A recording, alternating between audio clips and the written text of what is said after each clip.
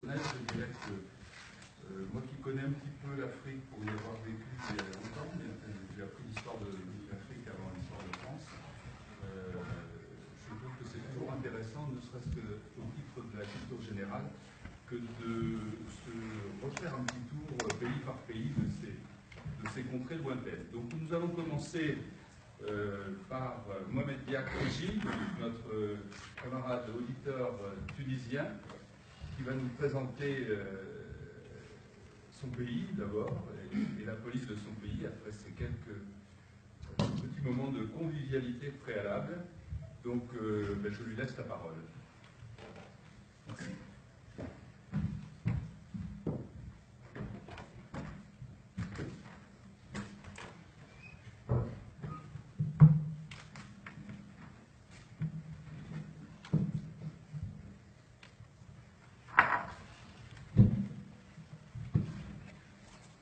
Honorable assistance,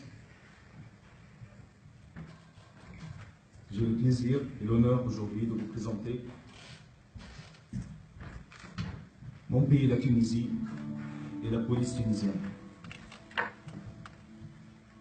Ma présentation se déroulera sous les mélodies du grand musicien tunisien Anwar Brahim. Ma présentation se partage en 4 parties: le profil de la Tunisie, la police tunisienne, la révolution tunisienne et la femme en Tunisie. Première partie, profil de la Tunisie. La Tunisie est un pays d'Afrique du Nord. C'est l'État le plus petit du Maghreb, sa superficie est de 1/4 de celle de la France. Il est bordé au nord et à l'est par la Méditerranée, à l'ouest par l'Algérie et au sud-est par la Libye. Il est séparé de l'Europe par une distance de 140 km au niveau du canal de Sicile. Son drapeau est de couleur rouge qui symbolise le sang des martyrs. Le disque blanc symbolise la paix, le croissant et le... Sa langue officielle est l'arabe. Sa capitale Tunis est située au nord-est du pays. Elle compte 24% de la population totale, qui représente environ 16% de la population française. La Tunisie est une république semi-parlementaire. Sa devise est liberté, ordre, justice et dignité. Elle est divisée en 24 gouvernorats. Les gouverneurs sont nommés par le président de la République et supervisés par le ministre de l'Intérieur. La monnaie de la Tunisie est le dinar tunisien. Sa religion est l'islam. Le christianisme et le judaïsme sont très minoritaires, mais la Tunisie est connue pour sa tolérance envers les autres religions et cultures. La gastronomie tunisienne est très variée. Le plat traditionnel est le couscous. La pâtisserie est un véritable plaisir, riche en goût et en saveur. La Tunisie est réputée pour sa production artisanale. La poterie et le céramique, la ferronnerie bleue, le tapis, le cuivre et les bijoux. Grâce à son héritage de quelques 3000 ans d'histoire et de culture unique, arabe, turque, africaine, européenne et musulmane, la Tunisie possède plusieurs sites inscrits sur la liste du patrimoine mondial, dont l'amphithéâtre romain d'El Djem, le mieux conservé d'Afrique, et le seul au monde, avec le Colisée de Rome, à posséder encore une façade intacte à 3 niveaux de galerie. Le Musée national du Bardo est le premier fondé en Afrique. Il rassemble l'une des plus belles et plus grandes collections de mosaïques romaines du monde. Géographiquement, le désert occupe environ 40% du territoire de la Tunisie. Il est divisé entre une succession de chôtes, des plateaux rocheux et des dunes.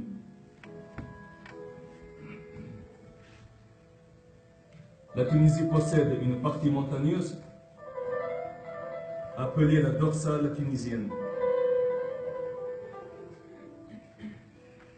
Le point culminant est le Chambi à 1544 mètres. Le littoral s'étend sur 1298 km. Il est parsemé de tombolas et de lagunes, avec 575 plages sablonneuses. À l'île de Djerba, Sousse, Hammamet et les îles de Karkena. La Tunisie est le troisième pays le plus visité d'Afrique. Premier pays visité avant la Révolution. Outre le tourisme vert,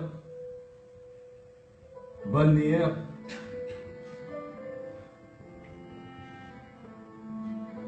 saharien, à Tozeur, un chapelet d'oasis au cœur du désert. Et culturel, la Tunisie se place au deuxième rang mondial, directement derrière la France, dans la thalassothérapie et le bien-être. Et deuxième en Afrique en exportation de services sanitaires. Passons maintenant à la révolution tunisienne. La révolution tunisienne, nommée révolution de la dignité, a été considérée comme non violente et qui, par une suite de manifestations durant 4 semaines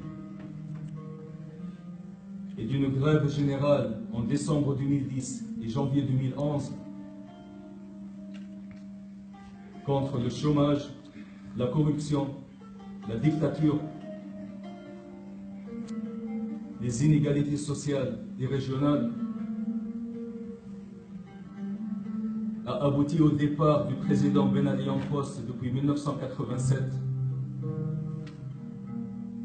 la dissolution de son parti politique et la succession de 4 gouvernements transitoires sous la pression des manifestations et de l'élection d'une assemblée constituante qui a adopté une nouvelle constitution en janvier 2014. Environ 338 personnes sont mortes, dont 30 des forces de l'ordre. La police pendant la Révolution est passée par 5 périodes très difficiles. La confrontation avec les manifestants, dans le cadre du maintien de l'ordre et de l'application de la loi des attroupements. Un conflit avec l'armée tunisienne qui a protégé les manifestants et qui a fini par le désarmement de la police et le transfert du pouvoir aux autorités militaires. Les policiers étaient victimes de plusieurs attaques, de plusieurs agressions et de plusieurs homicides. Plusieurs policiers se sont retrouvés derrière les barreaux. Mais le 14 janvier 2011, le chef de la brigade antiterrorisme Laval, supporté par son collègue, le chef de l'unité spéciale de la garde nationale, a décidé d'arrêter la belle famille de Ben Ali à l'aéroport. Un clan quasi mafieux qui s'apprêtait à fuir le pays. Le président de la République était encore au pouvoir. Après cet acte héroïque qui a consolidé les relations entre police et garde nationale, la police s'est conciliée avec son peuple et a prouvé sa volonté à changer et à devenir une police républicaine au seul service de son peuple. Mais durant la guerre civile libyenne de 2011, des centaines de milliers se sont réfugiés en Tunisie. dans un climat de déséquilibre sécuritaire. Les terroristes de plusieurs nationalités ont accédé au pays. Et la guerre contre le terrorisme commença. La police a connu beaucoup de succès grâce à son anticipation. Mais aussi encore des victimes et encore des jugements. La police, après la Révolution, a enfin eu un syndicat et un bureau de communication avec les médias. Quatrième partie, la femme en Tunisie. La société tunisienne est composée de plus de 50% de femmes. La Tunisie est le premier pays arabe et africain à promulguer un code de statut personnel en 1956 garantissant les droits de la femme, comme le divorce et l'interdiction de la répudiation et de la polygamie. La date de la promulgation de ce code est devenue un jour férié déclaré, Journée nationale de la femme. Les femmes en Tunisie sont aujourd'hui majoritaires dans plusieurs instances. La Tunisie est l'un des premiers pays arabes et africains, et même avant certains pays occidentaux, à donner le droit de vote pour les femmes. En 2014, la Tunisie est devenue le premier pays arabe et africain à inscrire dans sa constitution l'égalité entre hommes et femmes. C'est aussi le premier pays arabe et africain à instaurer la parité homme-femme dans le code électoral. Les femmes tunisiennes ont participé activement à la révolution, elles étaient visibles partout. La Tunisie est le premier État au monde fondé par une femme, la reine Elissa. La première femme médecin arabe et africaine diplômée de la faculté de médecine de Paris est tunisienne.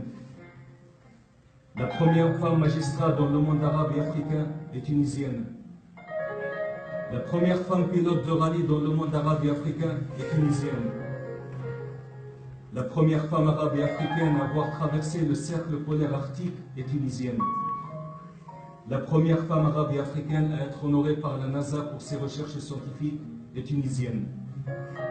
La première joueuse de tennis arabe et africaine à remporter le grand chelem français de Roland-Garros est une jeune Tunisienne de moins de 16 ans.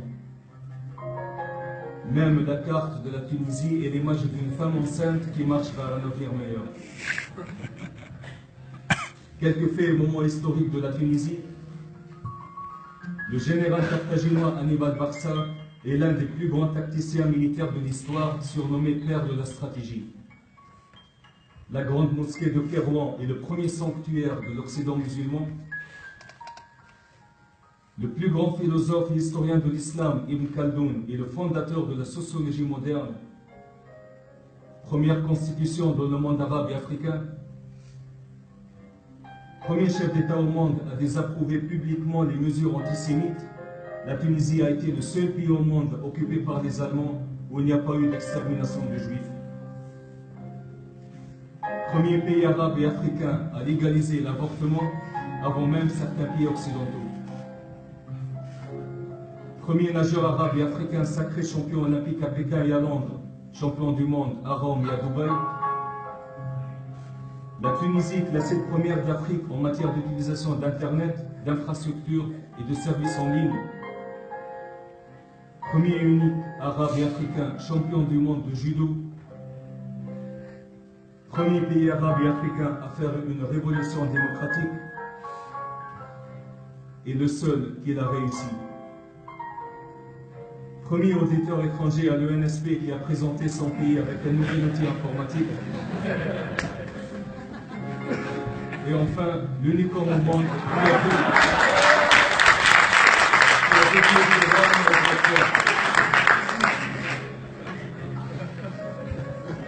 Je termine par quelques célébrités tunisiennes.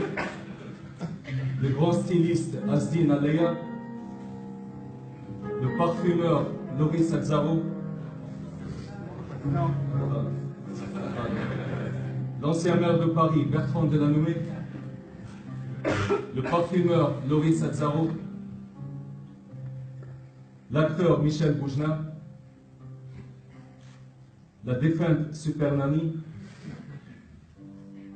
et la charmante Claudia Cardinal. Mais pourquoi alors les Tunisiens et les Tunisiennes sont aussi particuliers? La réponse est dans la vidéo suivante.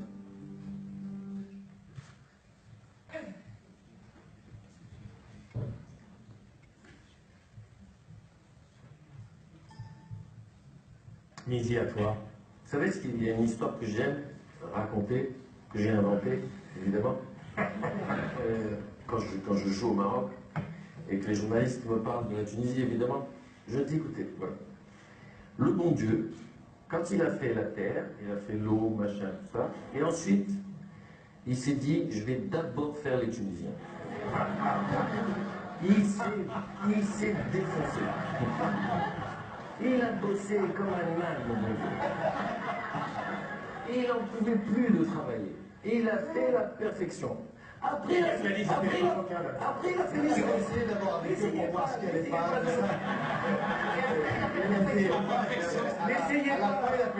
N'essayez pas de vous accoler, c'est possible. C'est bourré sans détruire.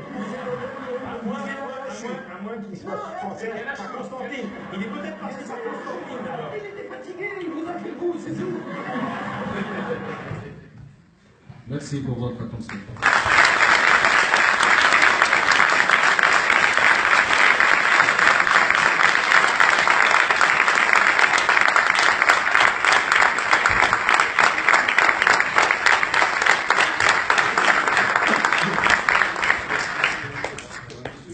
Il a la barre très haut là. Je pense que les autres là, ont du souci à se faire. Je leur recommande de travailler la nuit, pas seulement la journée. Écoutez, merci pour cette belle présentation, sans tabou, sans concession, et non dénuée de mots. Maintenant, si certains d'entre vous ont des questions à poser, puisque traditionnellement, il y a quand même, à l'issue de ces présentations, quelques questions qui peuvent rester en suspens, nombreuses, mais quelques-unes qui peuvent être posées dans le temps qui nous est imparti. Il nous reste bien 5, parce que je contrôle 10 minutes. 10 minutes. Bien, donc 10 minutes de questions éventuellement que vous pouvez poser à M. Trévi.